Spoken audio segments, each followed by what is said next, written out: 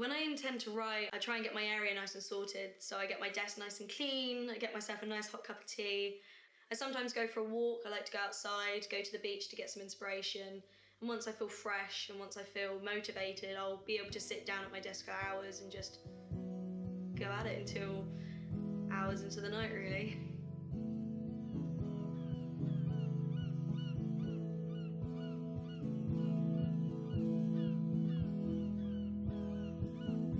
My name's Emily Priest and I'm a freelance writer. I first started writing when I was 10. I don't really know why I started writing, I just did. I just felt this urge to do it. I just felt drawn to the pen almost.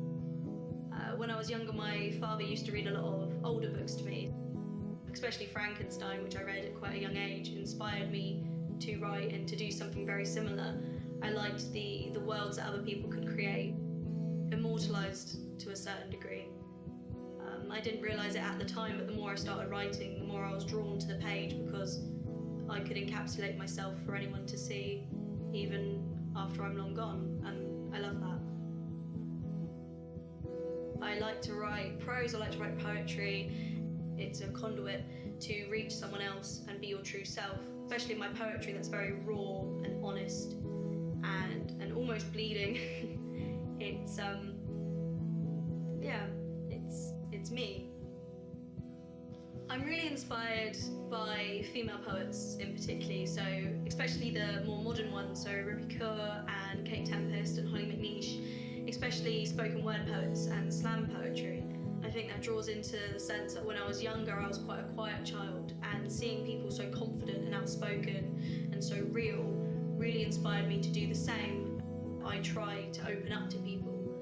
Who I am and ask if you will buy me. Watch me as I become something to consume, to become corrupt by you. For if I am not meat, then what am I? And as well, it was really empowering to see women like me speaking out when necessarily a while ago we didn't have a voice.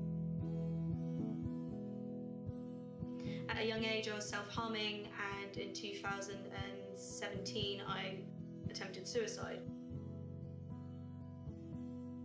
Battling that has become one of my biggest challenges, but writing has helped that. It allows you to vent, it allows you to have a form of catharsis that you necessarily wouldn't have.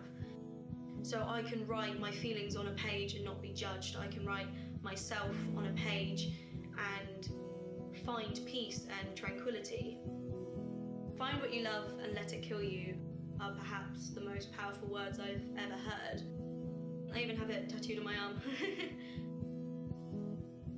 I'd rather live a life where I am driven by my writing, by what makes my heart pound, than to be living a life full of regret and fear and anxiety. I moved to Portsmouth from Southampton, which is probably not the best choice, I know, considering the rivalry, but I was always drawn to sunny Southsea. I love the sea and I love the people, and the city had a certain colour about it, a certain life and a certain energy, and I loved that.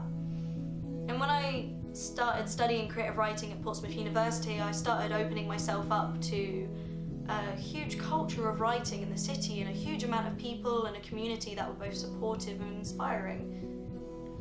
And as well, Portsmouth is such an inspiring place too. There's so much going on here, there's so much history, and it's got such a great writing background too.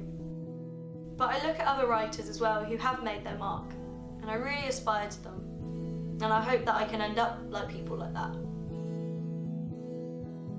And I'm gonna get there. I know I am. And one day I'll make my mark. I know I will.